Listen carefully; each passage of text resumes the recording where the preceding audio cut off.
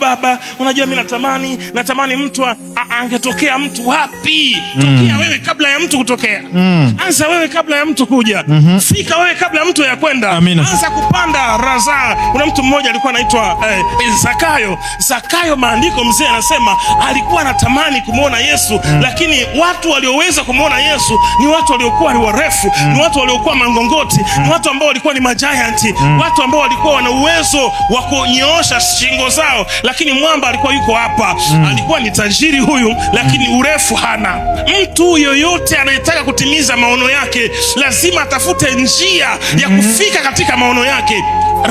Zakayo kuwa mfupi haikumfanya akate tamaa ya kutotimiza maono ya kumuona Yesu. Aliangalia hapa, nani nitamuomba ili aniruhusu labda hata nimpe hela ili aweze kunibeba nimuone Yesu. Lakini alijua kitu kimoja tu katika maisha, unapotaka watu wakubebe watakuangusha, kwa sababu wengi ambao wamekubeba walikuangusha. Wengi ambao walikuahidi vitu waliporomoka, ahadi zao ziliharibika, maneno yao ni ya uongo. Walikuahidi watakuoa, hawajakuoa, wamekupa mtoto, wamekupa mimba, wamekukimbia. Wamekuahidi watakusomesha, watakupeleka jeshini, watakuunganisha, watakupa connection, wote wamekuwa ni waongo. Kwa anajua kanuni, ili ufikie kwenye maono inabidi utafute njia yako.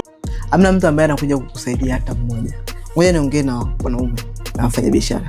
Unaona biashara yako ndogo ambayo umeipambania, umeitoa chini kuungaunga, sasa hivi imesimama.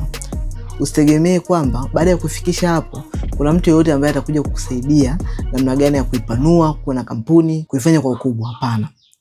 Kama jinsi ulivyoipambania kuianzisha wewe mwenyewe, biashara yako ya kusuka, biashara yako ya saluni, biashara yako ya mavazi, wewe ni stylist, biashara yako yote ambayo unaifanya, hakuna mtu atakaye kuja kukutoa hapo ulipo wewe kuifikisha next level. Yani kama jinsi ulivyoitoa chini mpaka kufikisha hapo, hakuna mtu atakaye kutoa hapo kupeleka juu.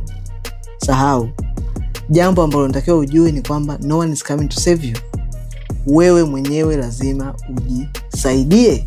Kwa kujisaidia kufanyaje? Kwa kuanza kutafuta namna gani ya kutengeneza system ambazo zitaifanya biashara yako kuwa standard. Kwa namna gani? Kwa kuanza kwa kusajili kampuni au kusajili biashara yako. Kama hujisajili biashara yako, sahau mtu yote ambaye atakuja kusaidia kuambia ukisajili biashara yako itaweza kukua. Kama unataka kusajili kampuni yako, comment neno usajili hapo chini, kufikia DM kwako na kusaidia namna gani ya kusajili kampuni yako au kusajili biashara yako, ama tupigie simu zinazoonekana hapo kwa ajili ya kuweza kupata msaada juu ya usajili wa kampuni yako.